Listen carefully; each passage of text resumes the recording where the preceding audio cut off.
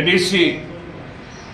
বামফ্রন্ট সরকার এবং বামফ্রন্ট এবং ত্রিপুরার যে গণতান্ত্রিক আন্দোলনের এখানকার ট্রাইবেল নন ট্রাইবেল অংশের মানুষ চোখের মনির মতো এই যে এডিসি গঠন করেছে, এই এডিসিকে পঙ্গু করার চেষ্টা করছে। তারা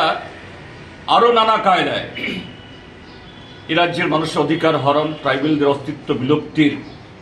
সমস্ত ধরনের ষড়যন্ত্র করে যাচ্ছে। একই সময়েতে আরো কিছু রাজনৈতিক দল, তাদের মধ্যে তথাকথিত এই ট্রাইবেলদের দরদি, তথাকথিত ট্রাইবেলদের বিকাশের জন্য যারা গোপনে শাসক দলের সাথে বিজেপির সাথে হাত মেলায়, এই শক্তিও আজকে অবতীর্ণ। দুর্ভাগ্যের সাথে আমরা দেখছি আজকের এই দিবসের ঠিক একদিন আগে দিল্লিতে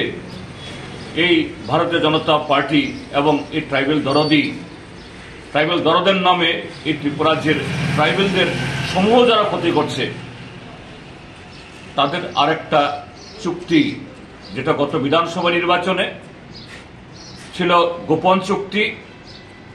এই লোকসভা নির্বাচনের সামনে এটা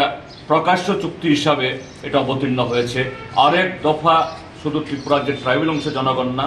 এডিসিকে ধ্বংস করা না, সারা দেশকে দখল করার বিজেপি আরএসএস এর যে ষড়যন্ত্র পরিকল্পনা, তার সাথে এই লোক দেখানো এবং ত্রিপুরাজ্যের জনগণকে, ট্রাইবেল নন ট্রাইবেল সকলকে প্রতারিত করার জন্য শক্তি সঞ্চালিত